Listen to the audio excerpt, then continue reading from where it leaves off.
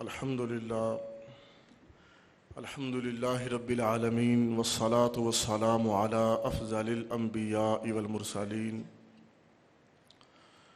اما بعد فاعوذ باللہ من الشیطان الرجیم بسم اللہ الرحمن الرحیم قال اللہ تبارک و تعالی فی القرآن المجید والفرقان الحمید هل يستوي الذين يعلمون والذين لا يعلمون صدق الله العظيم وصدق رسوله النبي الكريم الأمين ونحن على ذلك لمن الشاهدين والشاكرين والحمد لله رب العالمین۔ در دل مسلم مقام مصطفیٰ است، آبرو ماز نام مصطفیٰ است۔ قوت عشق سے ہر پست کو بالا کر دے، دہر میں اسم محمد سے اجالا کر دے۔ بآواز بلند درود شریف کے نذرانے پیش کرتے ہیں۔ الصلاۃ والسلام علیک یا رسول اللہ وعلی آلک واصحابک یا خاتم النبیین۔ الصلاۃ والسلام علیک یا نور اللہ وعلی آلک واصحابک یا حبیب اللہ۔ گرامی قدر احباب، اسٹیج پر رونق افروز وارثان محراب و منبر، گرامی قدر معزز و محتشم اساتذہ کرام، سامنے بیٹھے طلباء اعظام، دور و نزدیک سے آنے والے دائیں بائیں بیٹھے معزز مہمانان گرامی، السلام علیکم ورحمۃ اللہ وبرکاتہ۔ مبارکباد کے لائق جامعہ قادریہ مرکز اہل سنت کے روح رواں، اس بزم عشق و مستی کے سالار میری مراد استاذی و استاذ العلماء حضرت علامہ مولانا قاری سجاد احمد قادری مد ظلہ علینا، آج آپ کا لگایا ہوا بیج جو برسوں پہلے آپ نے بویا تھا، آج اس کی آبیاری کا وقت، وہ پھول ایک توانا پودے کی صورت میں اپنے خوبصورت رنگوں کے ساتھ، خوشبوؤں کے ساتھ ہم سبھی کو محظوظ کیے جا رہا ہے۔ آج کی بزم سعید بڑی ہی مقدس اور بابرکت، قرآن مجید فرقان حمید کے بعد اس کائنات ارض و ہستی میں جو سب سے عظیم المرتبت کتاب ہے، صحیح البخاری، جس کا رتبہ اور مقام قرآن مجید کے بعد ساری کتابوں میں سب سے افضل اور اعلیٰ ہے۔ جس طرح رسول اللہ صلی اللہ علیہ وآلہ وسلم کی ذات بے مثل اور بے مثال، سرکار صلی اللہ علیہ وآلہ وسلم کے فرامین بھی بے مثل اور بے مثال ہیں۔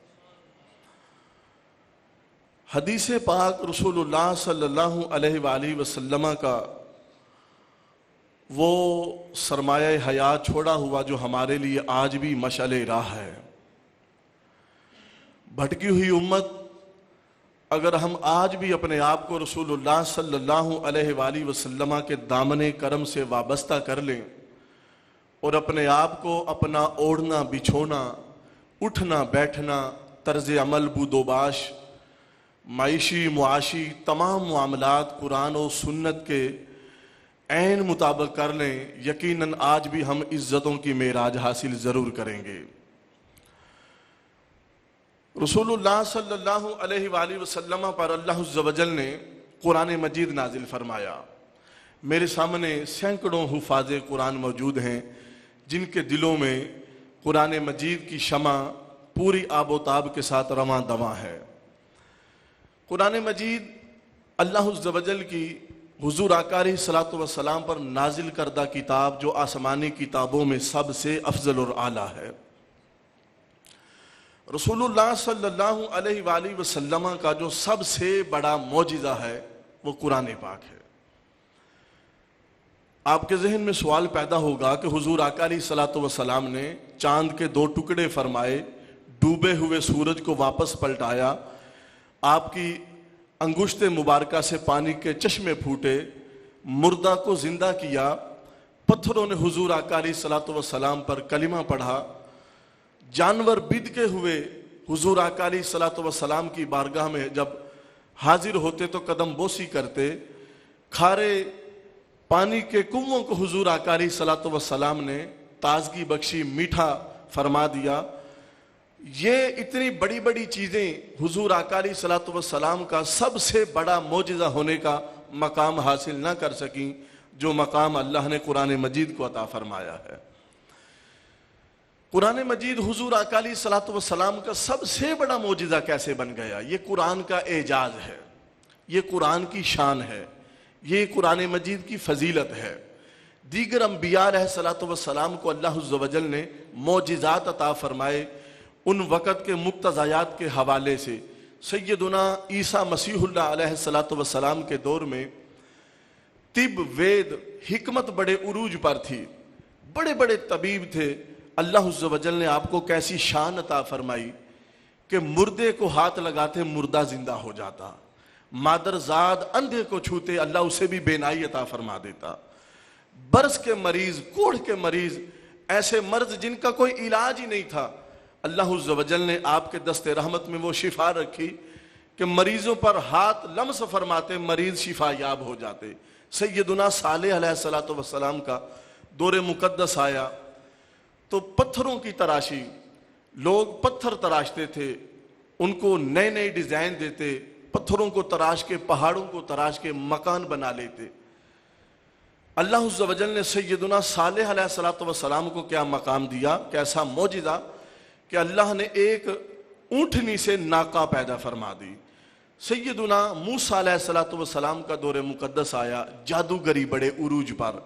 فرعون نے جب دنیا سے جادوگروں کو اپنے دربار میں مدعو کیا، انہوں نے اپنے فن کا مظاہرہ کیا، تو حضرت موسیٰ علیہ الصلوۃ والسلام کو ارشاد ہوا، اے پیارے موسیٰ آپ بھی اپنا عصا پھینک دیں۔ وہ عصا فَاضْرِب بِعَصَاكَ الْحَجَرَ، پتھر پر مارتے ہیں تو پانی کے چشمے پھوٹ جاتے ہیں۔ أَتَوَكَّأُ عَلَيْهَا بِهَا وَأَحُشُّ عَلَىٰ غَنَمِي، وہی عصا رات کو اندھیرے میں اجالے کے لیے شمع بن جاتا ہے، اس عصا سے اپنے جانوروں کو غنائم کے لیے درختوں کی شاخیں اتارتے ہیں، پتے اتارتے ہیں۔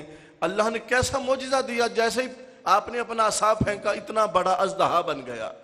وہ سارے کے سارے فرعون کے مدعو کردہ جادوگر آپ کے قدموں میں گر گئے اور آپ کے رعب اور دبدبے کے سامنے مبہوت ہو کے رہ گئے۔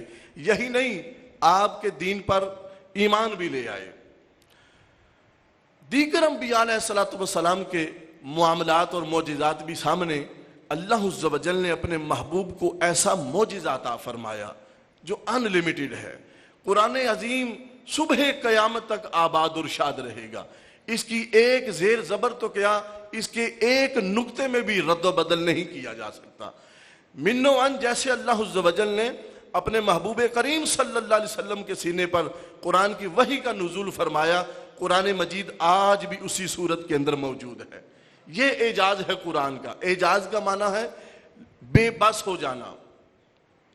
قرآن مجید کا اعجاز کہ اس کے سامنے قرآن کے مقابل کوئی صورت، کوئی کلام نہیں آ سکتی۔ اللہ عز و جل قرآن میں کیا فرماتا ہے، فَأْتُوا بِعَشَرِ سُوَرٍ مِثْلِهِ، کہ تم میرے قرآن کے مقابل، قرآن کے ہی اس کے مقابلے میں اس کے برابر کوئی 10 صورتیں ہی لے آؤ۔ نہیں لا سکے، فرمایا فَأْتُوا بِعَشَرِ سُوَرٍ مِثْلِهِ، ایک صورت بھی نہیں لا سکتے۔ ایک مقام تو فرمایا تم اس کی ایک آیت کے برابر بھی کلام نہیں لا سکتے۔ رسول اللہ صلی اللہ علیہ وآلہ وسلم آپ کی ذات کے حوالے سے، آپ کے کلام کے حوالے سے، جب قرآن کا یہ مقام ہے تو صاحب قرآن کا کیا مقام ہوگا۔ حضور آقا علیہ الصلوۃ والسلام کے فرمودات احادیث طیبہ کی صورت میں آج بھی ہمارے پاس موجود ہیں۔ ان احادیث کے لیے محدثین کرام رضوان اللہ تعالی علیہم اجمعین کی انتھک محنت، انہوں نے دن رات ایک کر کے رسول اللہ صلی اللہ علیہ وآلہ وسلم کے فرامین کو ایک مجموعہ کی صورت میں، ایک तरतीब देकर एक किताबी सूरत में उन्होंने हमारे सामने रख दी हैं।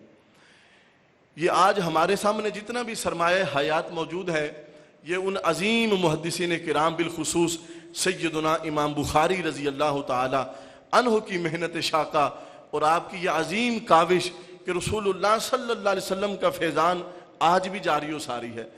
पहले तो लोग एक जगह से दूसरी जगह, दूसरी से तीसरी जगह एक एक हदीस के लिए आइमाए हदीस ने सैकड़ों मील सफ़र किया। आज रब्बे जुल जलाल का कितना करम और फजल है, रसूलुल्लाह सल्लल्लाहु अलैहि वसल्लम के जो फरामीन है रिवायात की सूरत में, आज हमें एक ही छत तले सुनने को, पढ़ने को नसीब और मुयस्सर आ रहे हैं। गिरामी कदर अहबाब, पैगाम फ़कत इतना, रसूलुल्लाह सल्लल्लाहु अलैहि वसल्लम को अल्लाह अज़्ज़ व जल ने जवामिउल कलिम अता फरमाया।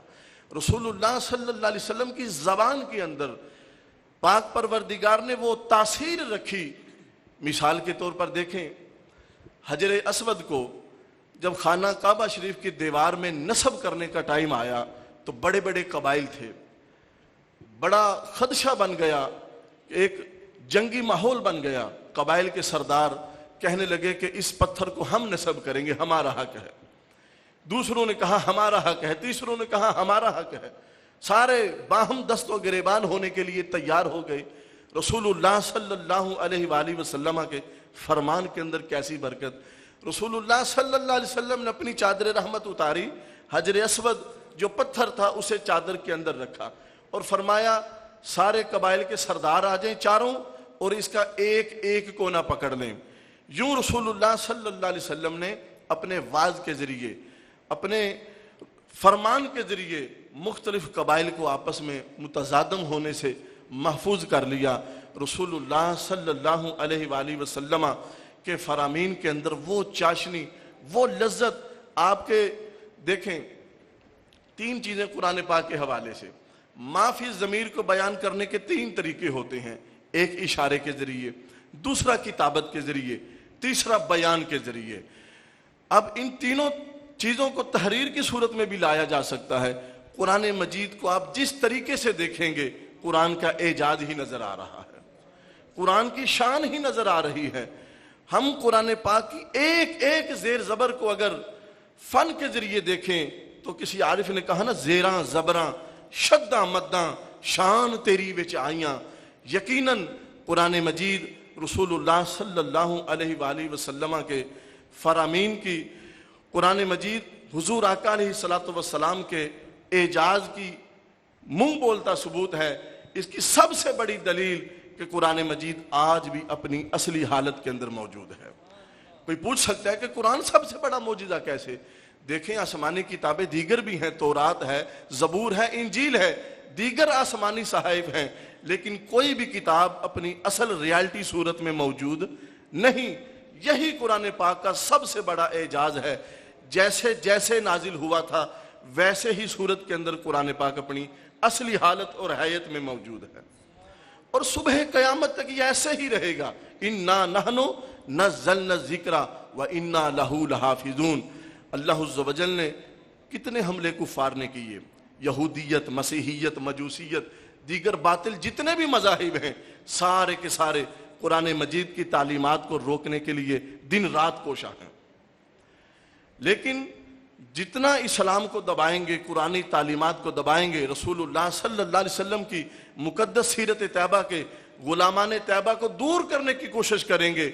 आज हैरानगी की बात यह है, इतनी ही तेजी के साथ इस्लाम कबूल किया जा रहा है। यूरोप के अंदर सैकड़ों जो चर्चेज थे, जो गैर मुस्लिम लोगों की इबादत गाहें थीं, आज वहाँ इस्लाम के नाम पर मसाजिद की तामीर कर दी गई है। यही कुरान मजीद का सबसे बड़ा एजाज है। मेरे दोस्त, जैसे कुरान की तरह कोई किताब नहीं, रसूलुल्लाह सल्लल्लाहु अलैहि वसल्लम के फरामीन हदीस की सूरत में हैं, सीरत की सूरत में मौजूद हैं। आज हमारी खुश नसीबी है, मरकज़ अहले सुन्नत जामिया कादरिया तलबा का ये एजाज़ है कि ये सही बुखारी शरीफ पढ़ने की सआदत हासिल कर रहे हैं।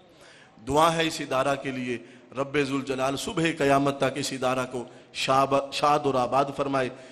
जामिया के जितने भी असातिज़ा किराम हैं, معاونین ہیں، محبین ہیں، متعلقین، متوسلین، رب ذوالجلال سب کو دارین کی سعادتوں سے مالا مال فرمائے۔ بالخصوص استاذی گرامی کو صحت کاملہ اور شریروں کے شر سے، حاسدین کے حسد سے، منافقین کے نفاق سے محفوظ فرمائے۔ آمین۔ وما